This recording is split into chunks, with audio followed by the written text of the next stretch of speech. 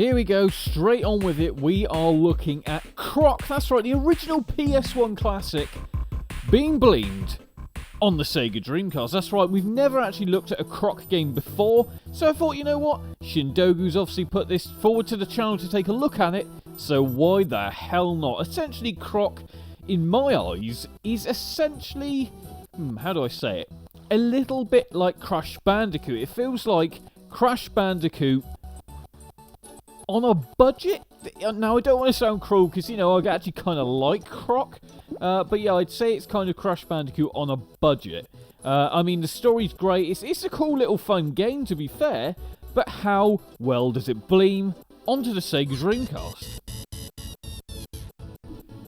As you can probably, you know, tell pretty damn instantly that, yeah, the sound is kind of, it's kind of screwed up. The sound effects, not so bad, but the actual sort of soundtrack, it just doesn't seem to sort of tally up very well. There's a lot of repetition, there's a lot of stuttering, but, you know, when we actually get to the sort of crux of the matter here, the actual gameplay, the gameplay actually isn't too bad.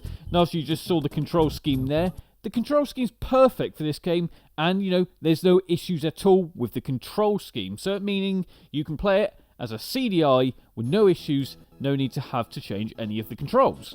So yeah, when you actually look at the game, again, it looks pretty good. All the textures kind of, well, near enough all the textures seem to be there, all the sprites are there, all the polygons are there, etc. It actually looks quite good. So you're probably saying to me, well, is there anything wrong with it? Well, yeah, like I said, the one thing is the fact that the the fact that the sound just doesn't seem to, it just doesn't work. The other thing is the fact that there's a bit of slowdown here. That's right, there is actually a bit of slow motion, as it were, with this, which, you know, is a shame. Again, apart from that, it seems to actually work quite well. The Bleem itself just seems to run.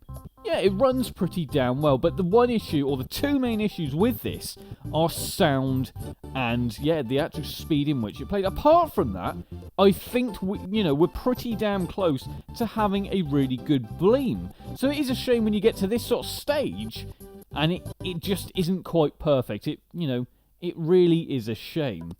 So, you know, obviously, I think you guys should probably check it out, because it's probably one you probably want to check out.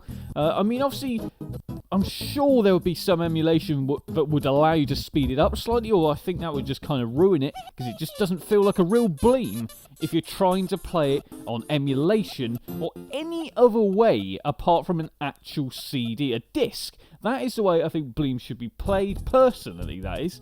You know, don't get me wrong, there's a lot of people who do play them another way, via SD, whatever. But I personally would say using an actual CDI is the way it should be played. Anyway, I've been out from Games Rip. Obviously, like, comment, and subscribe. And obviously, comment the Bleems that you'd like to see me cover, because there's a ton more. So like, comment, and subscribe. I'll see you all soon.